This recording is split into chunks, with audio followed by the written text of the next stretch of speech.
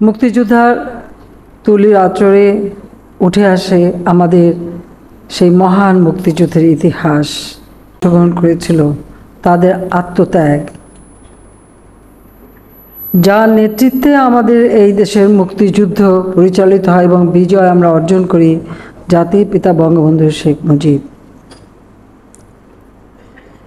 তার তুলির আঁচড়ই কথা বলে। তুলি থেকে যেন মনে হয় অনেক গল্প, অনেক কথা বলার থেকেও এই তুলির আঁচড়ে যে ফুটে ওঠা আমাদের মুক্তিযুদ্ধের ইতিহাস, যে ইতিহাস এক সময় ৭৫-এ ১৫ই আগস্টের পর সম্পূর্ণ বিকৃত করা হয়েছিল।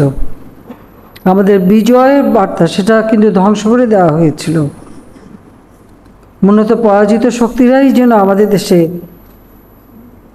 বসে আছে, দেশ চালাচ্ছে, যার জন্য আমাদের স্বাধীনতার সেই কথা, কবিতা, গান যেভাবে মানুষের মাঝে একটা চেতনা সৃষ্টি করতো, সেটাই হারাতে বসেছে। আমার বাবা মা ভাই সবাইকে হত্যা করে। আমি আর রেহানা তখন ছোট্ট, মাত্র 16 বছর 17 বছরের বাচ্চা।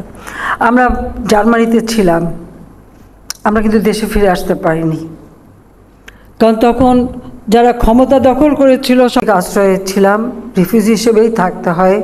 আর আমাদের নিরাপত্তার কথা চিন্তা করে আমাদের তখন নিজেদের নামটাও কিন্তু পরিবর্তন করেই থাকতে হয়েছিল, কারণ এটা আশ্রয় যারা দিয়েছিলেন তাদেরই নির্দেশ ছিল। তো যদিও তারা সবসময় আমাদের নিরাপত্তা দিতেন, সিভিল ড্রেসের নিরাপত্তা ছিল।